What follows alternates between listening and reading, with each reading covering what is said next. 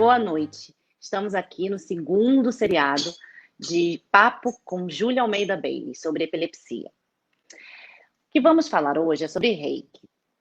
Epilepsia é uma doença muito conhecida como ser velada, uma doença misteriosa. E o que eu quero falar aqui hoje, e como eu falei no primeiro também, é que eu quero trazer essa leveza, se é possível, sobre as terapias holísticas. Por quê? O yoga, por exemplo, ela é conhecida, eu gosto muito dessa informação, como voltar para si mesmo, essa definição, na verdade. Voltar para si mesmo. O Reiki, uma das definições, é o verdadeiro eu, né?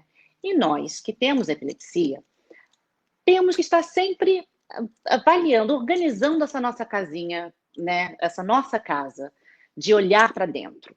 Temos que estar sempre voltando para isso, né? E a terapia holística, que vou chamar a Rita para falar mais sobre isso, ajuda, né, organizar isso, ajuda a olhar para dentro. Não é fácil, é bem difícil, mas quero falar e quero mostrar técnicas que me ajudaram e estamos aqui para isso. Então, vou chamar a Rita, a Leila Araújo, que é minha mestre de Reiki, e vamos lá. Rita, cadê você? Oi. Olá, Rita. Boa noite. Nossa, é um prazer enorme poder colaborar um pouquinho. Eu acho que cada terapeuta holístico, cada um com a sua missão, traz um pedaço desse todo, entendeu? Então, eu entendo que a medicina, ela vem meio como um corretivo mesmo, mas o terapeuta holístico vem como um acolhimento. Eu acolho meus pacientes.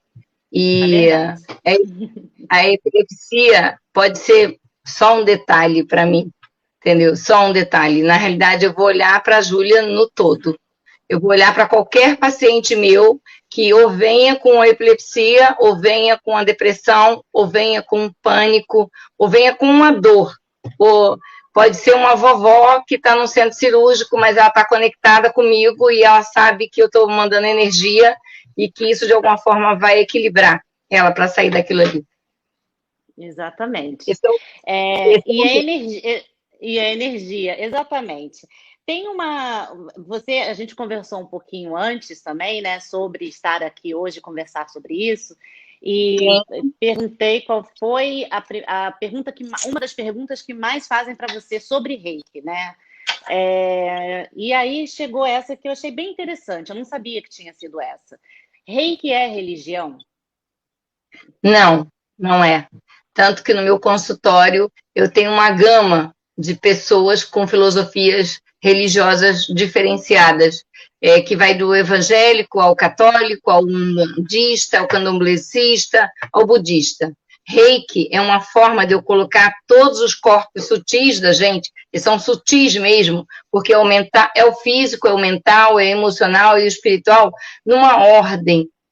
O Reiki vem para equilibrar a chakra, entendeu? Ele vem para te equilibrar. Mas explica mais um pouquinho, eu sei que você falou agora, deu os nomes, mas explica um pouquinho mais a fundo, assim, mais rapidinho, o que são os corpos sutis, assim. Os corpos sutis são o que é o mental de por exemplo, uma pessoa que tem uma síndrome tipo a epilepsia. É um mental muito ágil, infinitamente ágil. Por isso a gente tem pessoas geniosas, gênios mesmo, epiléticos. A mente dele não para, a mente dele tem uma voltagem maior do que a normal. Só isso.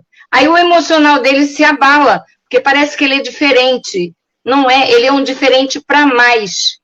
Mas a sociedade não incorpora muito bem. Aí o físico sofre, porque o físico tem a convulsão. Então a gente falou do mental, do emocional e do físico. Quando você bota a mão aqui, faz aqui, a sua mão fica suada, fica quente, quando você bota a mão aqui na minha cabeça. Sim. É como se fosse eu tentando falar para essa descarga elétrica assim, diminui. diminui. Uhum. E você que é uma pessoa que usufrui do reiki, você sabe que diminui. Entendeu? Sim. Então, é um reequilíbrio de energia. Eu digo que a gente tem 70% do nosso corpo é água, e esse é o corpo físico, 30% é energia, esse é o emocional, o mental e o espiritual. Eu atuo nos 30%, doutor Écio, né? Ele atua no restante. E a gente tem que ter um respeito absurdo por isso. Entendeu? Ele cuida do físico, eu cuido desses 30% energético.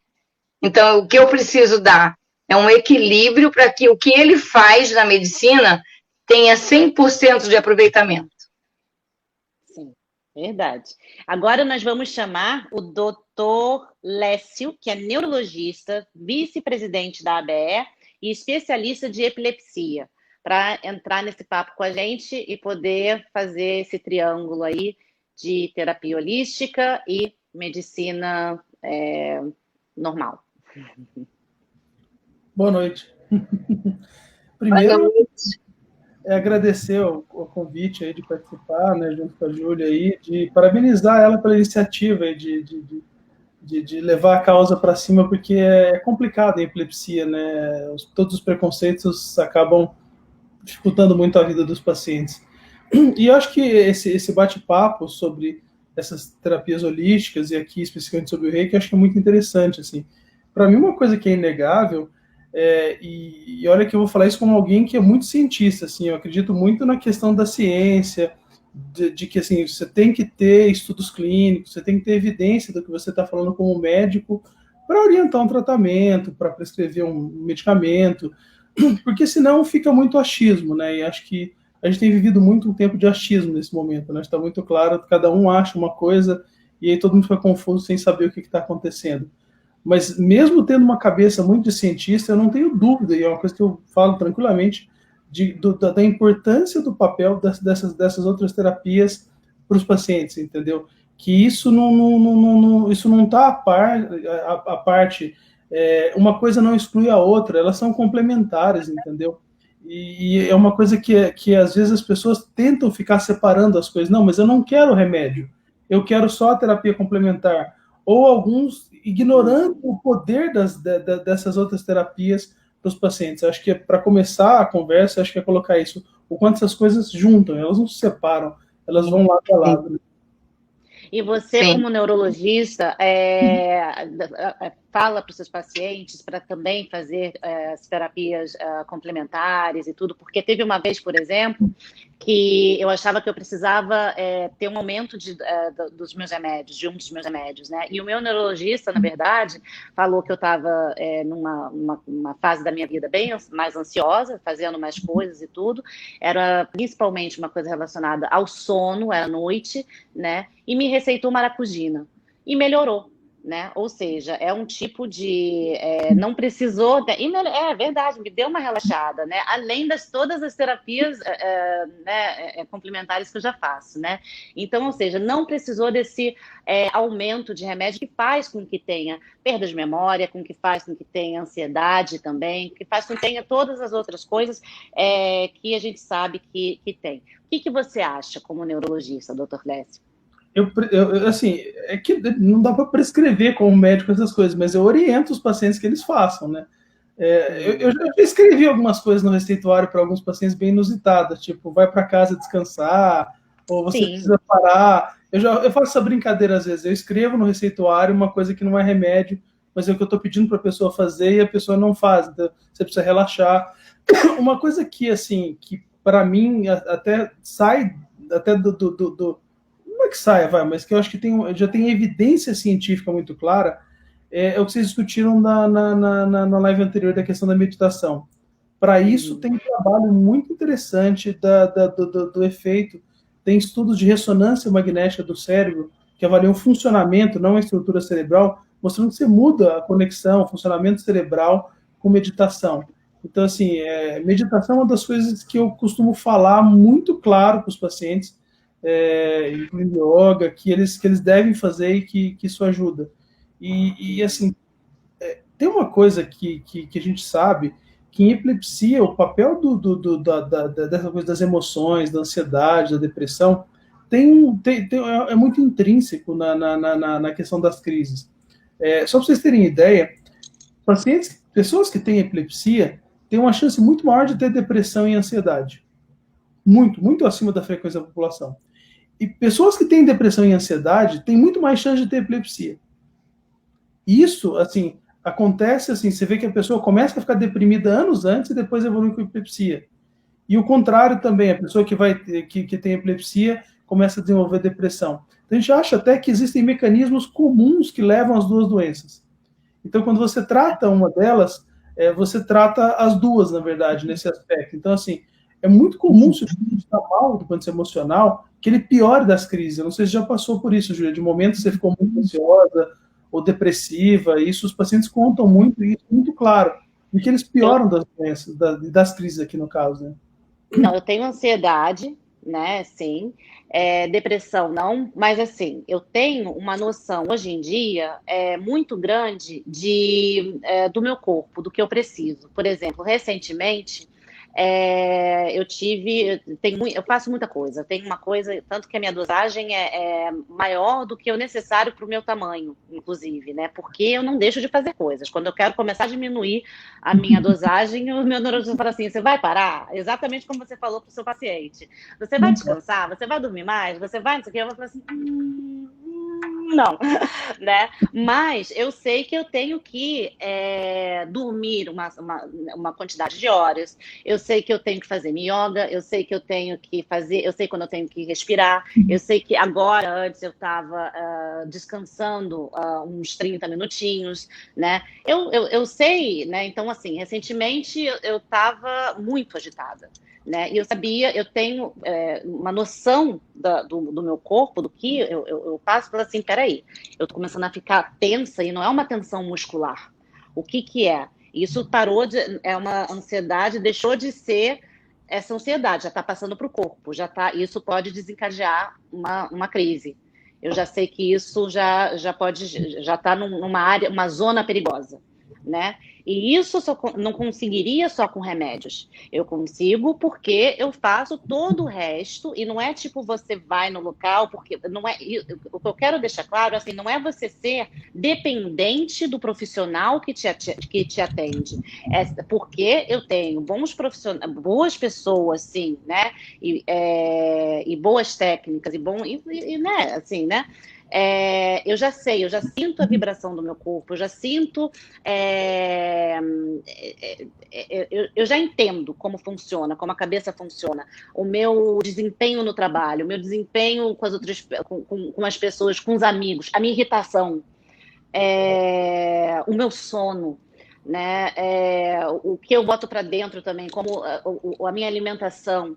Né? Então, isso tudo afeta. E aí isso vai afetando o meu corpo. Uma coisa vai afetando a outra. Você percebe que essas coisas influenciam as crises. Que o seu estado influencia as crises.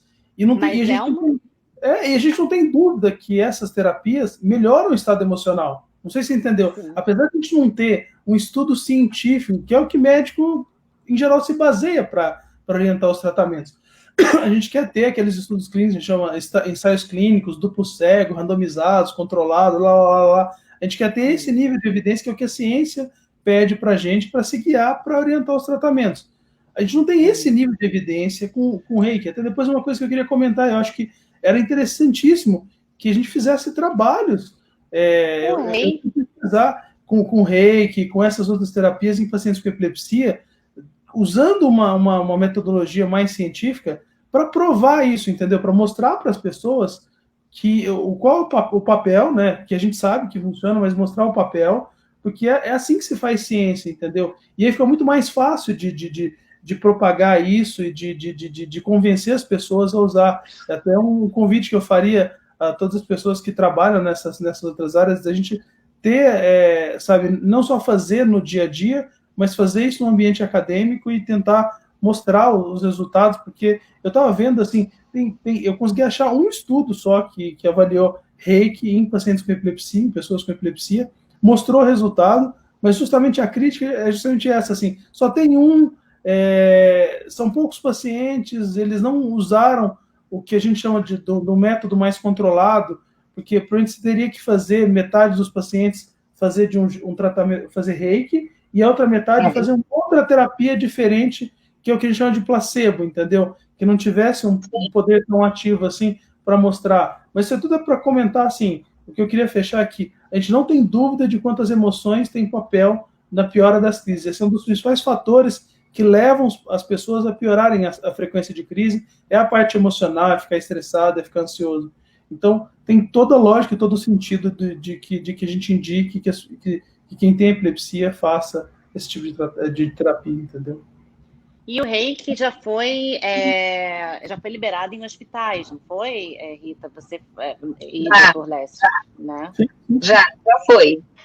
Mas eu concordo com ele. Assim, nos meus 63 anos, eu acho que falta esse trabalho acadêmico aí, científico mesmo, para ter um peso maior. Eu digo, hoje meu paciente chega até mim, a Júlia chegou até mim através de alguém. E, com certeza, através de resultados. Alguém que teve um resultado propagou. Mas eu acho que o reiki traz um benefício tão grande que ele devia, sim, ter um peso acadêmico aí, ter uma avaliação acadêmica, ter um trabalho científico. Eu não sei se o momento já é esse. Eu não sei. Eu sei que o reiki chegou em 80, nos Estados Unidos chegou no Brasil em 82, e aqui no Rio, onde eu moro, ele chegou através do mestre John DeCarlo, que é um físico, que é um engenheiro, e ele está lá no mesmo lugar até hoje, em Copacabana, formando reikianos, e formando reikianos, e formando reikianos, mas ninguém foi provar isso academicamente, ninguém foi provar isso cientificamente, mesmo assim, a gente teve a profissão de terapeuta reikiano regulamentada, tá? A nível de terapia complementar. A gente pode atuar pelo SUS, inclusive, o SUS fez uma guerra na época, o SUS falou, nossa, a gente não tem maca, vai ter reikiano? Eu falei, nossa, não é época mesmo, né? Talvez lá na frente não precise da maca, e precise do reikiano. Porque eu acho que essa é a minha teoria. O reiki vem para ajudar você a não adoecer, não chegar no ponto crítico de ocupar uma maca. Mas, assim, os meus pacientes falam assim, você tem um neurologista para indicar? Ou você tem um psiquiatra? Ou você tem... E aí vai, pelas suas diversas áreas. Eu digo, nossa, eu não tenho, mas eu te digo uma coisa, vai lá e faz conexão com esse médico, sabe? Ele tem que, de alguma forma, falar na sua alma. E aí você segue ele para sempre. E é o mesmo que eu falo do médico, e vocês sabem que é assim, já foi mais, hoje é menos, mas eu não culpo, porque eu acho que isso é a parte produtiva do progresso. Lá atrás existia o médico da família, hoje a gente tem um médico para cada organismo que a gente tem. Mas eu acho que isso faz parte do progresso. E assim mesmo, eu digo, faz conexão com o seu médico. Faz parte, tá bom. Ele vai dizer que faz parte da economia. Ele e o nosso presidente. Não. Eu acho que faz parte da questão da ciência, vai subindo tanto o nível que fica difícil saber tudo de tudo. Mas o problema é que, assim, né, mas uma coisa é você ser especialista em uma área. Outra coisa é você deixar de enxergar o paciente como um todo. Eu entendi. Eu posso ser super especialista em uma coisa, mas quando aquela pessoa senta na minha frente, eu tenho que entender ela como um todo. Eu talvez me atenha a dar opinião na minha área, mas se eu não entender ela como um todo, dificilmente eu vou conseguir tratar bem essa pessoa. Acho que isso é uma das coisas que é complicado na medicina hoje em dia. Então, eu também acho. E aí você entra para a minha lista de médicos. Porque eu tenho alguns. Tá bom. Eu vou aproveitar e chamar a Noêmia, então. Tá muito bom papo aqui entre os médicos, mas eu vou aproveitar e chamar a A Júlia, não pode ser a Noêmia, porque eu acho que a Noêmia ela entra nesse papo aqui. Porque a Noêmia, ela tem um filho de 15 anos que tem epilepsia. Ela tem 3 filhos, mas um filho de 15 anos que tem epilepsia. E uma amiga, ela descobriu uma amiga que mora perto dela, né? Que fazia reiki e cristalterapia no filho.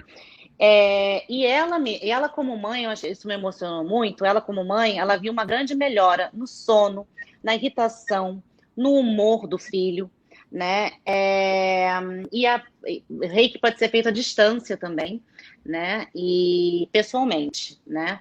Então, eu quero passar ela para bater um papo comigo e com a Rita, mas principalmente com a Rita, para ela falar né, dessa troca e de como ela, como mãe, viu essa diferença no filho dela. Eu bati um papo com ela hoje à tarde, mas enfim, quero chamar a Noêmia agora, antes da Júlia, porque a Júlia também tem Oi, uma outra Júlia. história Boa bacana. noite.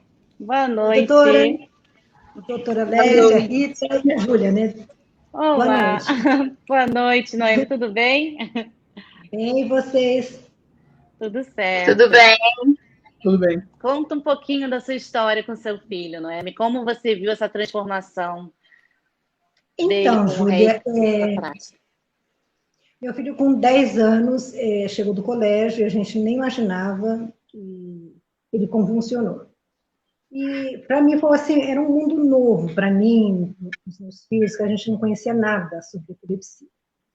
E isso ele tinha de 9 para 10 anos, era a época, né, que essa doença surgiu.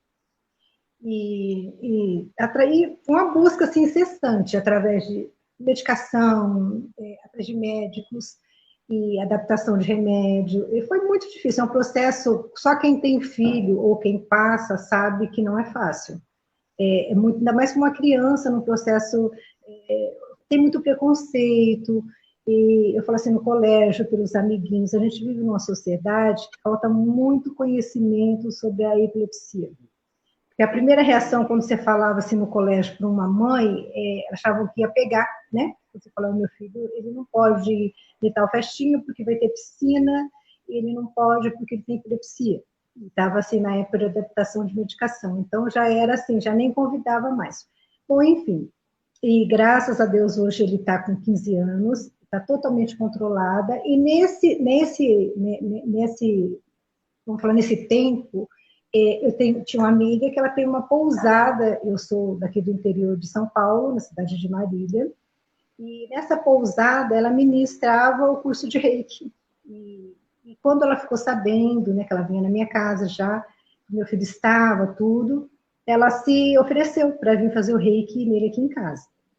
Confesso que eu vi, assim, uma melhora, eu vou falar para você, que me surpreendeu, porque ele ficava irritado, ele não dormia, ele estava depressivo.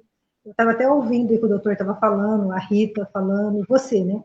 E é isso mesmo, ele ficava muito, muito, muito. Ele não conseguia dormir, ele tinha alteração de sono. Enfim, quando ela começou a ministrar o reiki nele com os cristais, eu conseguia assim, ver nele uma melhora assim, como que eu posso te dizer? Visível, vamos dizer assim. Por exemplo, à noite ele acordava agitado, ele não dormia, assustado. De repente, depois ele conseguia dormir a noite toda, e aí ela fazia tanto reiki na minha casa, que ela via uma vez por semana, quanto ela fazia lá na pousada. Então, ela falava assim, um horário, e falava assim, mentaliza, né, e eu vou estar fazendo daqui de casa para ele. Então, foi essa minha experiência que eu tive, e sou muito grata, porque me ajudou muito. Uhum. E você achou que depois, né, assim, quando ele parou de fazer, né, essas coisas, que deu uma piorada, ou você achou que manteve? Porque mantém também, né? Ele carrega isso para a vida, assim. Teve alguma mudança? A pergunta é essa.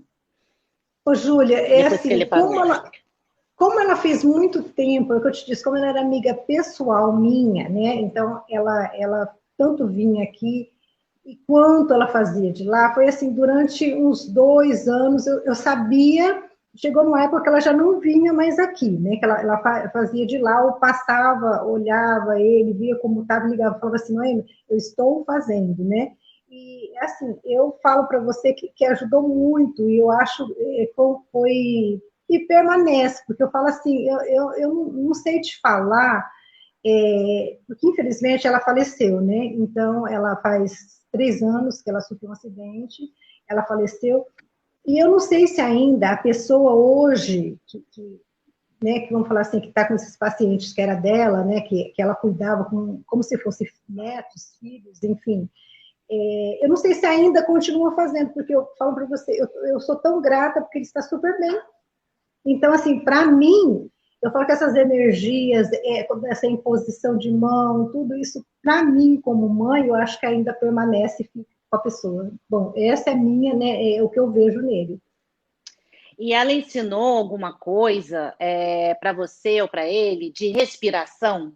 Por exemplo, quando fica ansioso, quando fica de ter uma coisa de respiração, de voltar a ter uma awareness, de ter atenção na sua respiração ou não?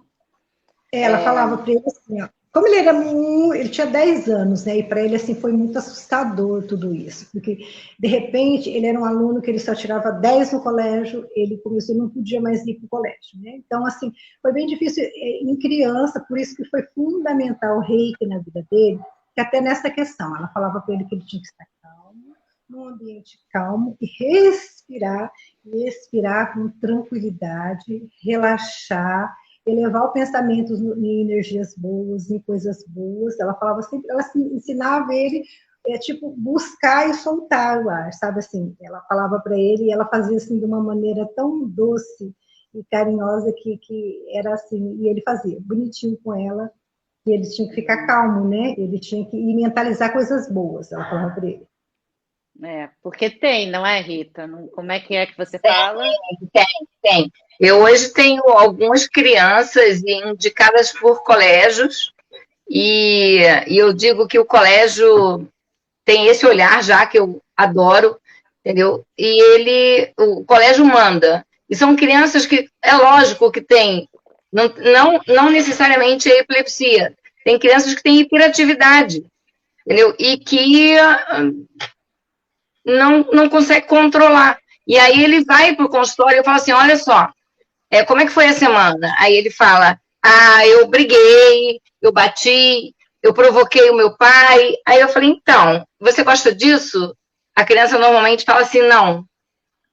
Aí eu falei, então, quando você pensar que você está assim, bota a sua mão direita no seu coração e aí você espera para você sentir e você puxa o ar e bota para fora. Puxa o ar e bota para fora. Puxa o ar e bota para fora. 3 vezes só, 3 vezes. E você vai ver que vai começar a melhorar. Se você sentir que você precisa mais, você faz mais. E os pequenos aprenderam isso de uma forma tão forte que eles levaram isso, inclusive, para escolas. Eu fui chamada por uma escola, e uma escola importante, e ela falou assim, tem como a gente inserir isso numa turma onde a gente percebe que as crianças são muito mais agitadas? Eu falei, eu não sei. Que tá ensinando botar a mão no coração. Aí é onde eu chego no Dr. Lécio. Cientificamente, não. É um trabalho que mostre que se a gente inserir isso numa turma que só tem crianças hiperativas, e no meio delas tem um autista, e no meio delas... Porque falar de inclusão é muito fácil, entendeu? Eu quero ver fazer. E aí, assim, vamos lá no pequeno que é só agitado, e no pequeno que tem epilepsia, esse já tem uma dor maior. Mas quando ele tem uma mãe, como a Noêmia, eu acho que o porto seguro dele vira mãe. E a reikiana virou a mãe, entendeu? Essa mãe já tem esse staff aí para ele, então ele já está mais seguro. Quando ela fala, a mestre morreu, eu não sei. Não, o princípio, a mestre morreu, mas o princípio dessa mestre ficou com essa mãe. Essa mãe, com certeza, se tornou essa pessoa que esse menino epilético se ampara, né? Mas, de novo, é a parada do científico, que o doutor Lécio fala. Já tinha que ter um estudo mais científico, já tinha que ter um relato de casos mais comprovadamente, para que essa terapia que eu acho fantástica, e assim, eu sou aquela pessoa que fico jogando um peixe de volta ao mar, mas eu jogo um de cada vez. Eu espero que um dia isso tenha um alcance maior. Então, eu acho que a Noêmia resolve o problema do filho dela. E Muito por conta.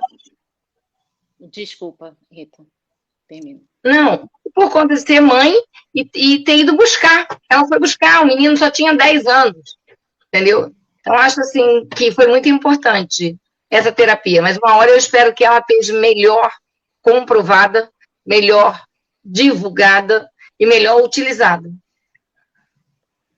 E a ABE, o Dr. Lécio, tem como fazer isso? Tem vontade de fazer esses estudos e de começar a fazer isso para poder ter isso certificado de alguma forma? Ou não?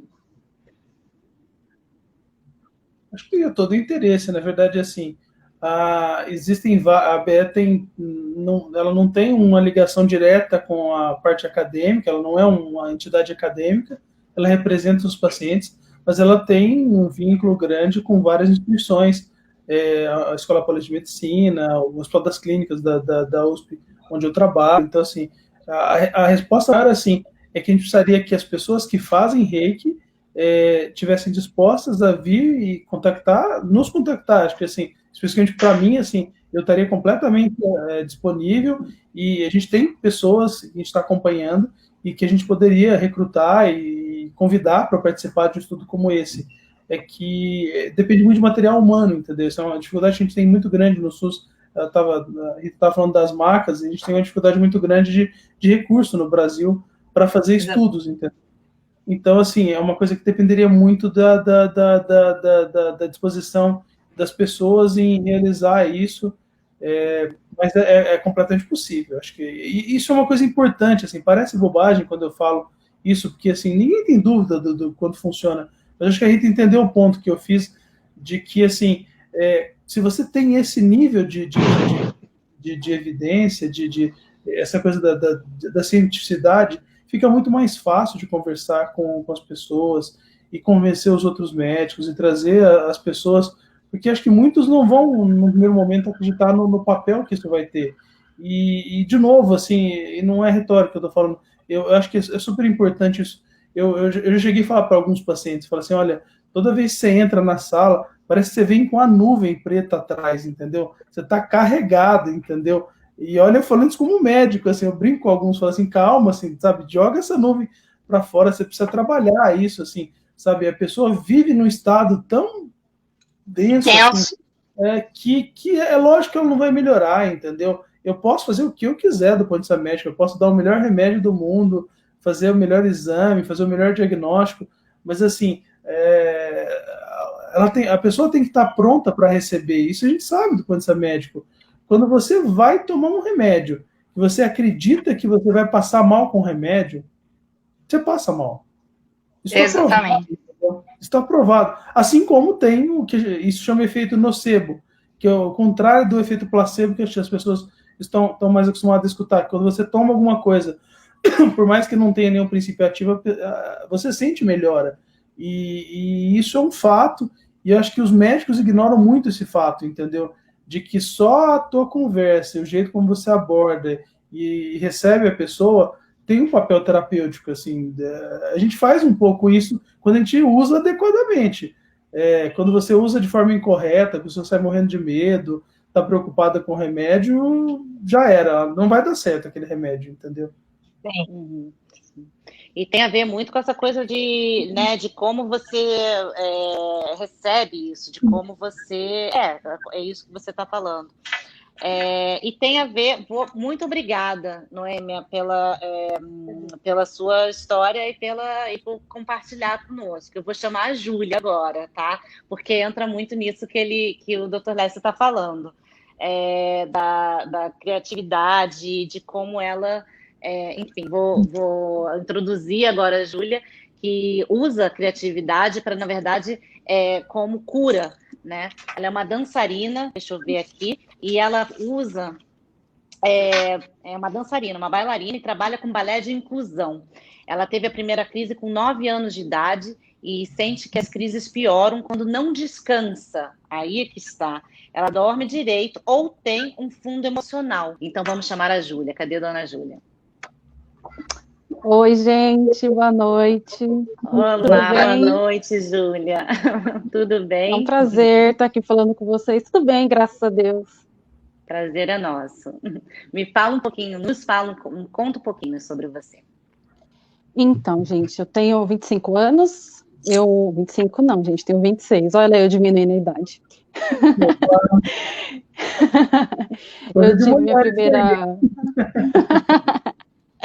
Eu tive a minha primeira crise com 9 anos de idade, né? Nós estávamos passando por uma situação bem complicada aqui na minha casa. Eu tenho uma irmã portadora de síndrome de Willy, e ela ia fazer uma operação na coluna, uma operação muito arriscada, né? E estava todo mundo com o emocional muito abalado, e meu emocional apresentou a epilepsia, né? E tudo muito novo, para todo mundo aqui na minha casa, todo mundo achou que eu ia morrer, né?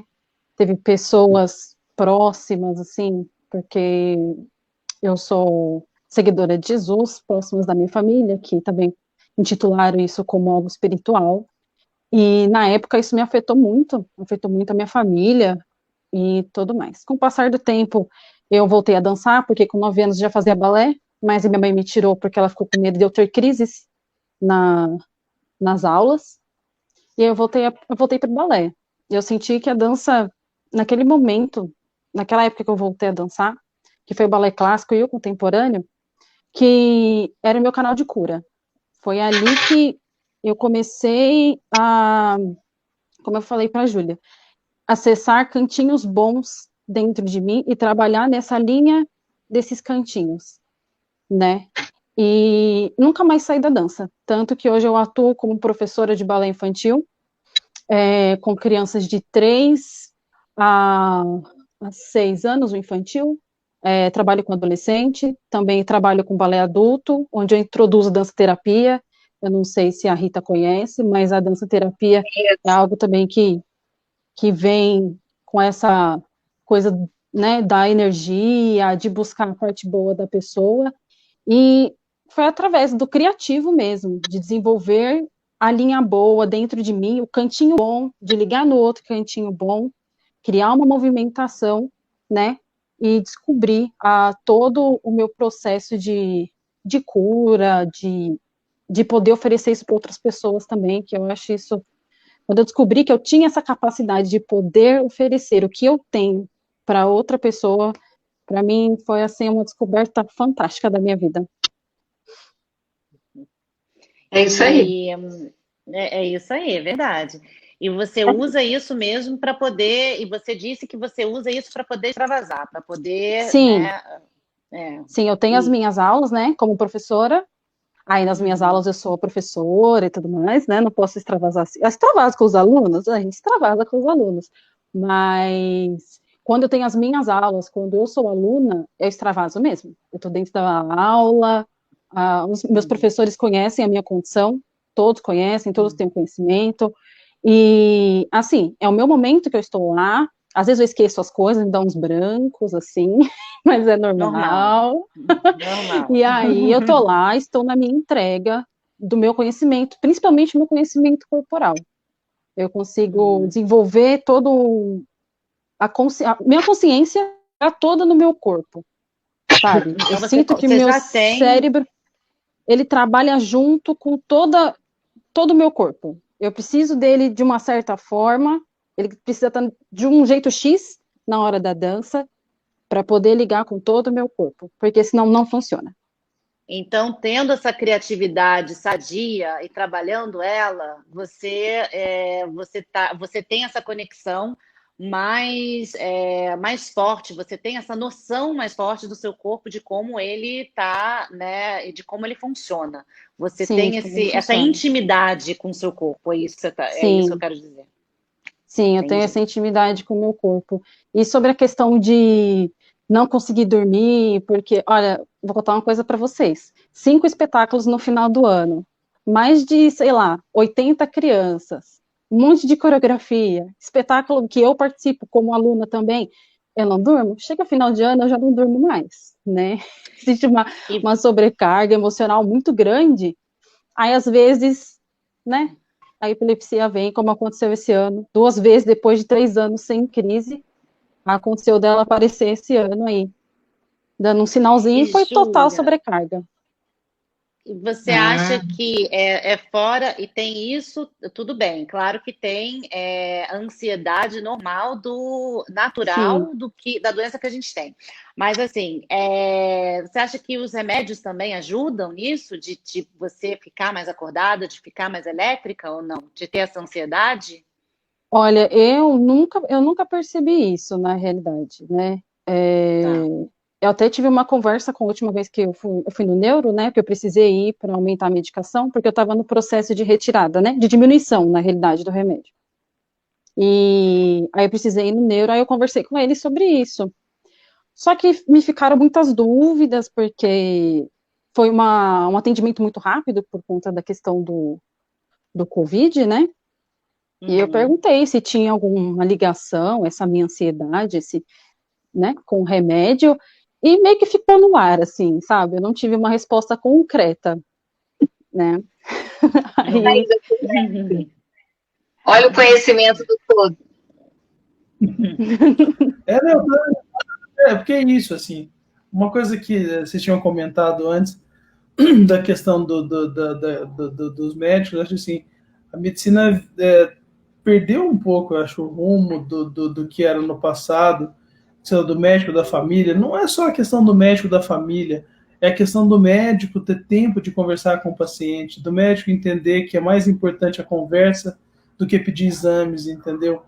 Do médico não ser obrigado a atender X pacientes por hora, sim, não é nem, sabe, para que isso tem sido uma exigência, assim.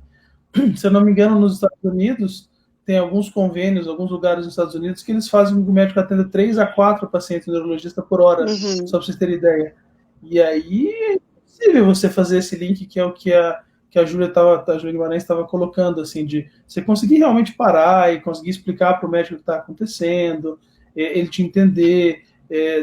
Demora um tempo, assim, uma coisa que como médico, para mim, ficou claro ao longo do tempo, é que os tempos são diferentes. Sim. O tempo que eu demoro para entender o que o paciente tem e para propor o que eu preciso fazer, em geral, é muito menor do que o tempo que o paciente precisa para se sentir acolhido e entendido e poder se sentir tratado.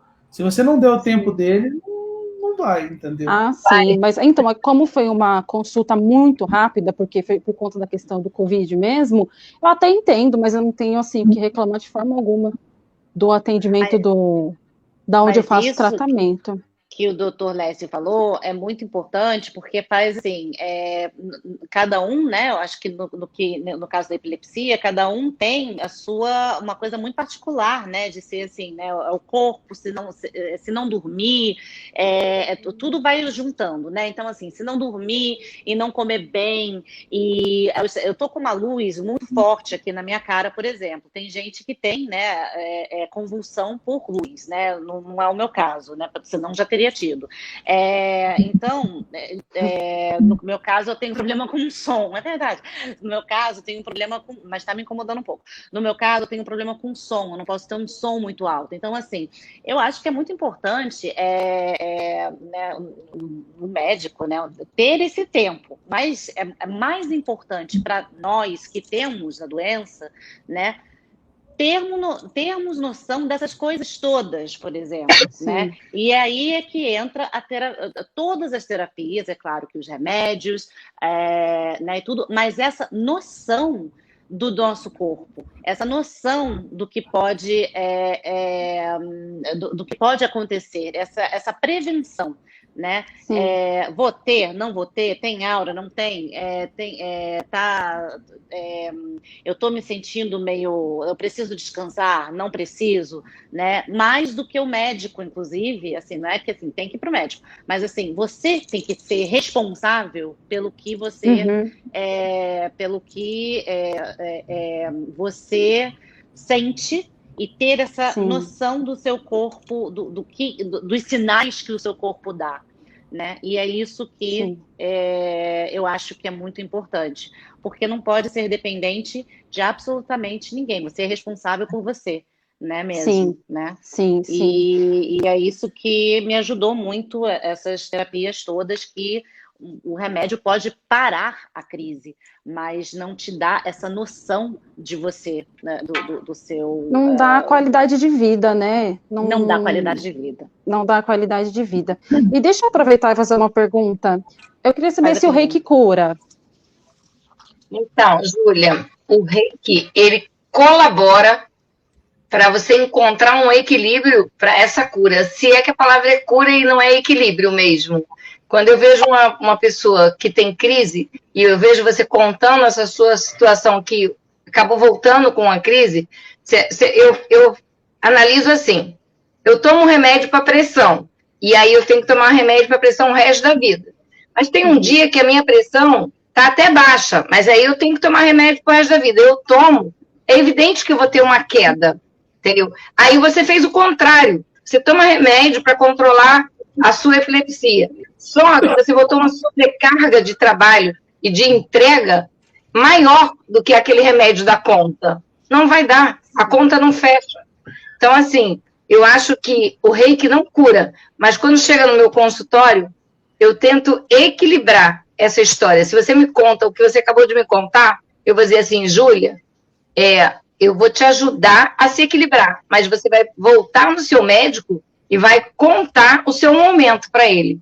E se você vinha fazendo uma redução de medicação, aí mesmo é que deu errado, entendeu? Sim. Literalmente, eu vinha reduzindo a medicação e aumentando o meu compromisso, e aumentando a minha pressão. O que o reiki faz nessa altura do campeonato? Ele te dá um pouco de estabilidade, conforto. Na hora que você deita naquela maca e você recebe o reiki, é mais ou menos o que essa mãe acabou de falar, entendeu? Até uma criança sente. E o reiki é sentido. O reiki é vivenciado. Por isso que eu concordo com o Dr. Lécio. Tinha que ter um estudo científico maior, porque o benefício dele é muito grande. Sim, sim. Ai, obrigada, eu amei. Já quero conhecer o reiki, gente. Quero o reiki na minha vida. Obrigada, Júlia. Obrigada, eu. Que em relação ao que você colocou do tratamento lá, que ela tinha colocado, que muitas vezes é o que a Rita colocou, que assim, mesmo no tratamento médico para quem tem epilepsia, a gente não cura as pessoas com os remédios para epilepsia, a gente controla a epilepsia. Exatamente. Algumas pessoas param de ter crise e às vezes param de tomar remédio, mas isso não aconteceu pelo remédio que a gente deu. Isso é uma coisa que tem que ficar muito clara, assim. Hoje em dia isso é uma limitação dos tratamentos que existem para epilepsia, de que a gente não cura, a gente controla. Então, não tem cura. Algumas pessoas podem ter o controle da crise, que é o exemplo da hipertensão que você deu, que é o que eu faço para todos os pacientes. Você tem pressão alta, você vai precisar tomar remédio por muitos anos, quem sabe pela vida toda. Mas se isso fizer com que ela fique controlada e você tenha uma boa vida, é isso que é importante. Não, sim, é necessário. Os remédios, é claro que os remédios não é para não tomar os remédios, mas a qualidade, o que eu quero dizer, que eu estou tentando dizer desde o começo, de repente, de uma outra forma, é que a qualidade de vida é tão importante quanto os remédios. E isso tem que ser frisado cada vez mais. É muito importante que isso tem que ser de uma pessoa com epilepsia. Isso tem que ser frisado cada vez mais. Não é uma questão isso é tão importante quanto, né? Eu posso falar isso de várias maneiras, mas a maneira mais direta é essa. remédios e qualidade de vida. Isso tem que ser passado pelo neurologista, de uma forma, pelo médico, né? Eu sei que você já falou isso no começo da nossa conversa, né? Mas isso tem que ser, tipo, eu tive um neurologista, eu tenho 2, né? Um deles, uma vez, falou assim para mim: meditação para você é tão importante quanto o seu remédio, né? Então, e isso foi uma coisa que ficou muito para mim. Né? Falou assim, você não está entendendo. Depois eu contei minha história, ele falou assim, mas a meditação, você tem que meditar uma vez ao dia e depois passar para 2 vezes ao dia. Isso é tão importante quanto o seu remédio. Né? Ele quis dizer, Júlia, procura uma terapia que pare a sua mente 2 vezes por dia. Isso. Ele queria pausar a sua. Porque né? Exatamente, eu tô falando de uma forma assim, porque na verdade eu sou muito, minha mente é isso que eu tô falando. No reiki fica, a mão dela, ela fica pinga, né? De tanta atividade mental que eu tenho. Então, assim, então é muito importante. E depois que você entra, depois que né, você vai se conhecendo cada vez mais, cada um no seu ritmo e na sua, né, na sua trajetória, né? E você um caminho realmente é muito importante, é muito revelador, é muito maravilhoso, é muito, enfim, né, a doença fica, na verdade, em segundo plano, né, de uma certa forma, porque aí você fala assim, eu não sou a doença, né, eu tenho a doença, e isso é muito importante, porque aí tem essa mudança de mindset, eu não sou vítima dessa doença, né, eu tenho e eu posso controlar isso de uma certa forma. Exatamente. Gente, tem mais alguma coisa para falar, doutor Lécio, Rita? Uma coisa que eu falo só, Júlia, disso que você falou, sabe que eu dou um exemplo para os pacientes? Eu peço para eles imaginarem quanto tempo da vida deles eles tiveram crise e quanto tempo é sem crise. Para eles entenderem quão ínfima é a participação das crises e quão pouco tempo isso atrapalha a vida. Mas alguns começam a viver em função disso, que é o que você colocou. Eu falo um pouco diferente, eu falo viver em função de que você não pode viver em função das crises que você teve. Você tem que viver a sua vida. E você vai tratar as crises. E eu diria até mais, assim, nessa história toda das terapias, de que, assim, em alguns momentos é super importante que a pessoa entenda, e até a gente como médico entenda, que mais importante do que não ter crise é ter uma vida boa, é ter qualidade de vida. Então, para algumas pessoas, elas continuam tendo crises, mas se elas estiverem bem com elas mesmas, se a gente conseguiu controlar as crises para elas não terem, lógico, não dá para estar bem com as crises, tendo uma daquelas convulsões, a pessoa cai, se arrebenta toda hora, não dá para ficar bem assim. Mas às vezes você consegue controlar com os remédios, com tratamentos, com cirurgias, com tudo que a gente tem hoje em dia, mas você não consegue deixar ela sem crise. Mas se as crises ficaram leves, se ela está de bem com ela mesma, e entra muito a questão do se conhecer, das outras terapias, a vida vai tocar e vai fluir, essa pessoa vai viver, vai ter uma vida boa, e digo mais, muito melhor do que muita gente que não tem epilepsia. Isso que às vezes é difícil bater isso e as pessoas entenderem que assim, não é o fim da vida. E é outra coisa que a Júlia, tua convidada, entrou agora, a Júlia Guimarães, e falou, eu tive crise, você vê que as pessoas fazem aquela carinha, parece que zerou tudo, começou tudo de novo, né? Perdi o jogo, né? Tem que começar tudo de novo, e não é assim. Então, às vezes fica a vida toda e tem que se cuidar e tem que ter um balanço global, e aí é onde entra tudo isso, meditação, entra o reiki, entra um monte de coisa aí. Entra a dança-terapia, né? Entra a dança-terapia, entra a música-terapia, entra a cristal-terapia, é um conjunto. Sim. É um conjunto, com certeza. Muito obrigada, Rita. Muito obrigada, doutor Lécio. Eu que agradeço. E agora, quero agradecer a BE mais uma vez. Essa é uma série de 6 episódios e o próximo vamos falar sobre alimentação, dieta na epilepsia. Mês que vem. Obrigada. Um beijo. Boa noite.